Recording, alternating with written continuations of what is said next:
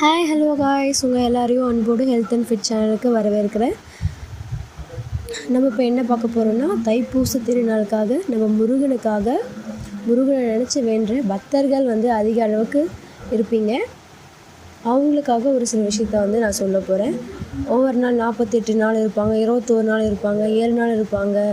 அப்புறம் தைப்பூச திருநாள் அந்த ஒரு நாள் தைப்பூசம் அன்னைக்கு 1ஆம் தேதி அந்த நாள் விரதம் இருப்பாங்க.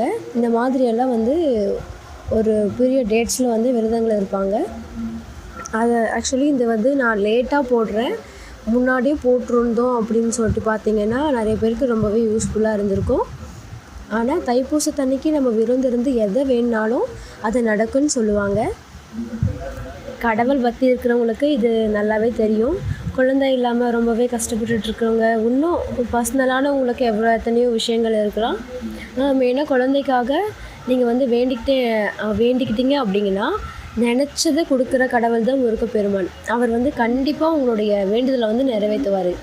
காலையில் எந்திரிச்சு குளித்து அவருக்காக காலையில் 6 மணி 4 மணி 5 மணிக்குள்ளேயே நீங்கள் மேக்ஸிமம் அந்த 6 மணிக்குள்ளேயே நீங்கள் முருகருக்காக காலையில் பூஜையை பண்ணிவிட்டு விளக்கு ஏற்றிட்டு அவருக்காக விரதம் இருந்தீங்க அப்படின்னா பால் பழம் அந்த மாதிரி தான் எடுத்துக்கணும். உப்பு சேர்க்கவே கூடாது. உப்பு இல்லாதது பால் பழம் அந்த மாதிரி அந்த நாளில் எடுத்துக்கலாம். தைப்பூசம் 1ஆம் தேதி நீங்கள் முழுவதுமே இந்த மாதிரி விரதம் இருந்தீங்க அப்படின்னா ரொம்ப ரொம்ப நல்லது. நீங்கள் நினச்சது கண்டிப்பாக அந்த முருகர் நிறைவேற்றி கொடுப்பாரு. கடவுள் பக்தி இருக்கிற எல்லாருமே இதை பண்ணுங்கள்.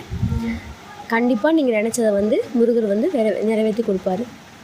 ஓகே காய்ஸ், இந்த மாதிரியான யூஸ்ஃபுல்லான வீடியோஸ்க்காக நம்மளோட சேனலை லைக் அண்ட் சப்ஸ்கிரைப் பண்ணி வச்சுக்கோங்க. கூடவே பெல் ஐக்கானும் கிளிக் பண்ணி வச்சுக்கோங்க. பாய்.